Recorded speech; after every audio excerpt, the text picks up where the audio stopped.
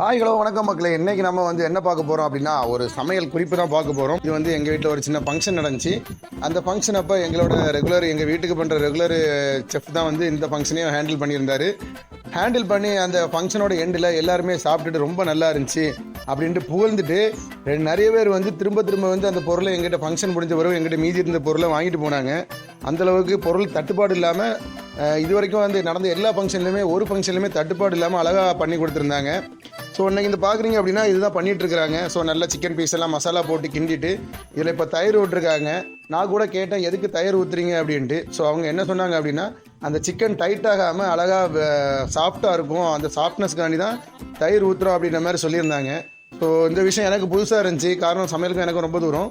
So அப்படியே பார்த்துக்கிட்டு இருந்தப்போ நல்லா இருந்துச்சு. அவங்களோட ஒர்க்கிங் ப்ராசஸ் எல்லாமே சூப்பராக இருந்துச்சு. ரொம்ப நேரம் மிக்ஸ் பண்ணிகிட்டே இருந்தாங்க. எவ்வளோ நேரம் தான் மிக்ஸ் பண்ணுவீங்க அப்படின்னு கேட்டிருந்தேன்.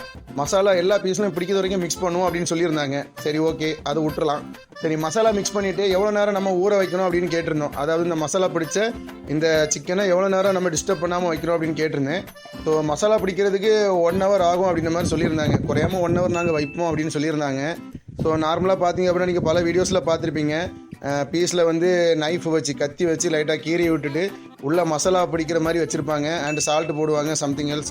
அண்ட் இங்கே பார்த்தீங்க அப்படின்னா சூப்பராக போட்டு எடுத்து மசாலா கிண்டி வச்சுருந்தாங்க. ஸோ குறிய அந்த சொன்ன டயத்தில் அழகாக சிக்கன் அண்ட் அந்த சாப்ஸ் எல்லாமே அழகாக கேரி பண்ணி ஹேண்டில் பண்ணி கொடுத்துருந்தாங்க. சாப்பிட்ட எல்லாருமே நல்லா இருந்துன்னு சொல்லியிருந்தாங்க.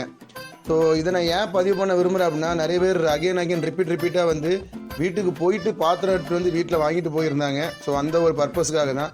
ஸோ உங்கள் வீட்டிலே உங்கள் ஃபங்க்ஷனுக்கு நீட்டாக சமைக்கணும், நல்ல அழகாக சமைக்கணும், பட்ஜெட்டுக்குள்ளே சமைக்கணும் அப்படின்னா நீங்கள் தாராளமாக இந்த தங்கராஜ் அண்ட் கோ அவங்களோட கான்டாக்ட் நம்பர் நான் பின்னாடி வச்சுருக்கேன்.